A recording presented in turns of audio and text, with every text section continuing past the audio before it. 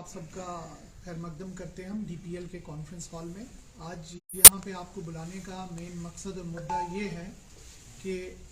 क्योंकि पुंछ रजौरी में जहाँ भी पब्लिक मीटिंग्स हो रही हैं, पुलिस और पब्लिक के दरमियान जो भी इंटरेक्शंस होते हैं,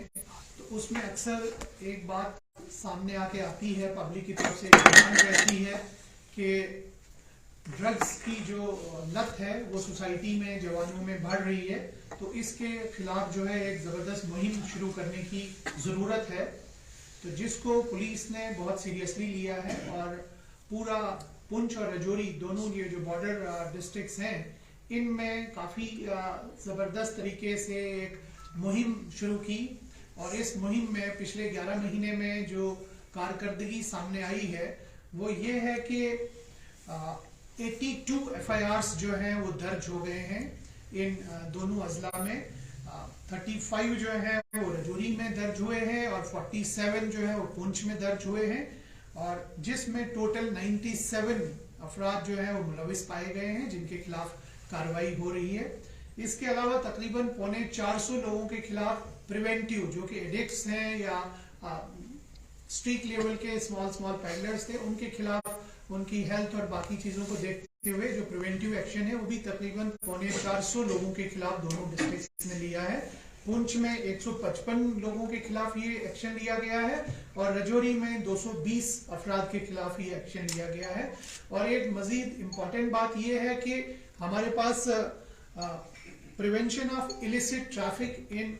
नारकोटिक ड्रग्स है प्रोविजन, जिसको आप लोग NDPS का PSA भी बताते हैं। उसमें पहली बार जो है अभी रजौरी में 4 लोगों के खिलाफ वो कार्रवाई की गई है, और ये 4 लोग जो है ये 1 साल के लिए इनका डिटेंशन जो है अप्रूव किया है डिविजनल कमिश्नर साहब ने, और चारों वारंट्स जो है वो रजौरी पुलिस ने जो है वो एग्जीक्यूट किए हैं। तो ये मान लीजिए कि 4 मेजर जो आपके ड्रग पैडलर्स थे, नोटेड या नामी ग्रामी जो पैडलर्स थे रजौरी के, उनको जो है कैद में 1 साल के लिए बंद कराया गया है। और इसी तरह से पुंछ ने भी 3 लोगों को जो है वो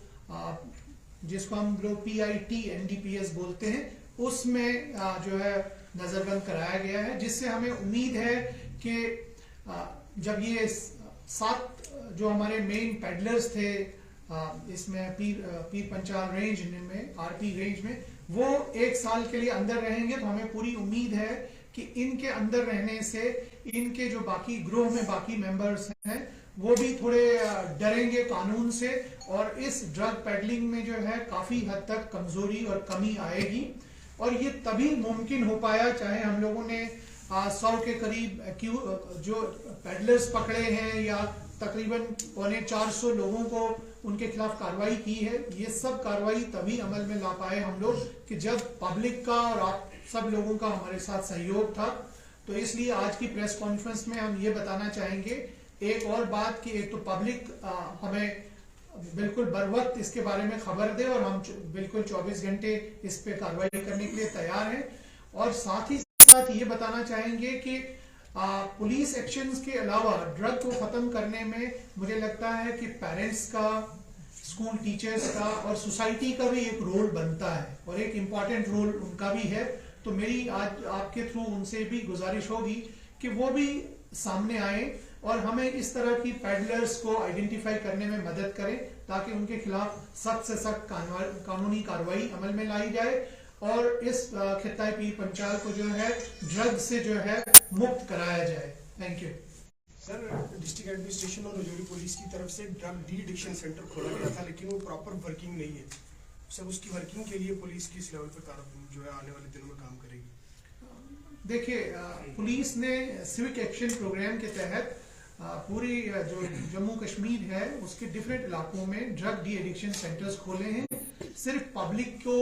मतलब एक फर्स्ट प्लेटफॉर्म देने के लिए, एडिक्ट्स को काउंसलिंग देने के लिए, उनका बेसिक ट्रीटमेंट देने के लिए, चाहे वो जम्मू और श्रीनगर में हमारे सबसे बड़े सेंटर्स हैं। और उसके अलावा जो रेंज लेवल पे सेंटर्स हैं वो छोटे छोटे थे और वो अभी डेवलपिंग स्टेज में है। और इसमें मेरी गुजारिश मेडिकल और हेल्थ डिपार्टमेंट से भी रहेगी कि वो हमें इसमें मदद करें, और हमारे एफर्ट्स हैं कि हम कुछ काउंसलर्स एडिशनल यहाँ के लिए भी PHK से रिक्वेस्ट कर चुके हैं कि कुछ काउंसलर्स और साइकोलॉजिस्ट जो हैं वो भी यहाँ पे रिक्रूट किए जाएं, और मेन काम जो है वो हेल्थ डिपार्टमेंट को एक जरूरी चीज है कि वो आप एडिक्शन को एक बीमारी समझें।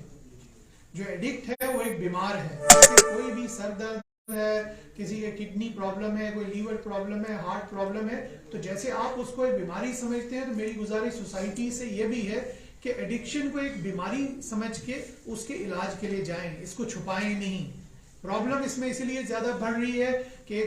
कुछ सोशल स्टिग्मा समझ के इसको पेरेंट्स या फैमिलीज जो एडिक्शन को छुपा देती हैं, और वो उस स्टेज तक छुपाती रहती हैं जब तक वो कंट्रोल से बाहर हो जाता है, फिर शायद इलाज उसका मुमकिन नहीं होता है। तो आज मैं ये भी क्लियर करना चाहूंगा कि इसको एक बीमारी समझे। वो एक बीमार है,